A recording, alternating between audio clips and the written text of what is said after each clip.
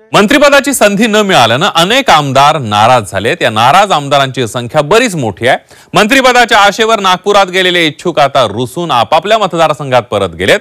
मतदारसंघात परत गेलेले आमदार लोकहिताची प्रतारणा करत असल्याचा आरोप आता होऊ लागलाय। बघूया त्याबद्दलचा रिपोर्ट।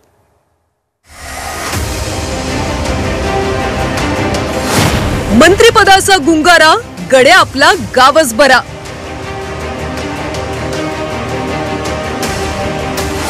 मंत्रिपद नाही आम्हाला, निघालो आम्ही गावाला।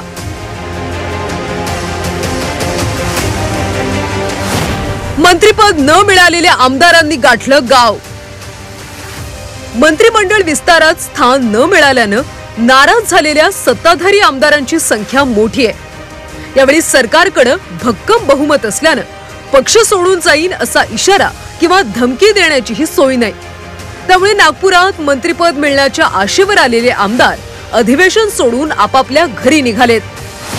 छगन भुजबळ नाशिकला परतले, तानाजी सावंत पुण्याला परतले। मंत्रिमंडळ विस्तारात स्थान न मिळाल्याने विजय शिवतारे सासवडला परतले। रवी राणा देखील अमरावतीला परतले, तर प्रकाश सोळंके सुद्धा आपल्या गावी माजलगावला परतले। आमदारांनी आपापल्या मतदारसंघात जाण्यासाठी वेगवेगळी कारणं सांगितली। राष्ट्रवादीच्या प्रकाश सोळंकेंनी तर आपली मतदारसंघात काही महत्त्वाची कामं असल्याचं कारण दिलंय। परवाच्या दिवशी शपथविधी झाला, काल एक दिवस मी अधिवेशन अटेंड केलं आणि आज मतदारसंघात काही महत्त्वाच्या कामं होती म्हणून मी निघून आलोय।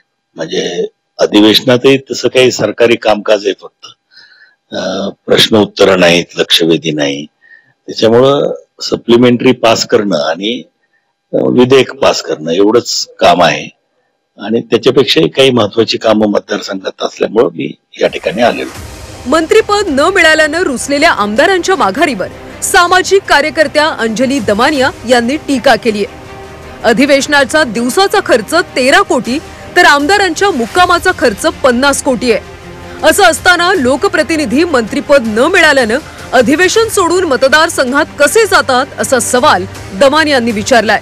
इतका अफाट पैसा खर्च होताना यांना मंत्रिपद मिळाली नाहीत म्हणून त्यांनी अधिवेशनाला दांडी मारायची, हे कालपासून जेव्हा ऐकते ना तर खरंच संताप येतोय की लोकांनी मोठ्या प्रमाणात उठून आवाज उचलला पाहिजे की आता यांना मतदान करणं बंद करा।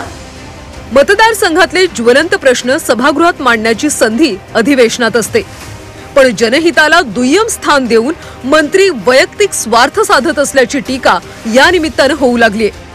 अधिवेशनाचा कालावधी पाहता गावी गेलेले नाराज आमदार परत येण्याची शक्यता कमीच आहे। बीडहून विष्णू बुर्गेसह ब्युरो रिपोर्ट झी 24 तास नागपूर।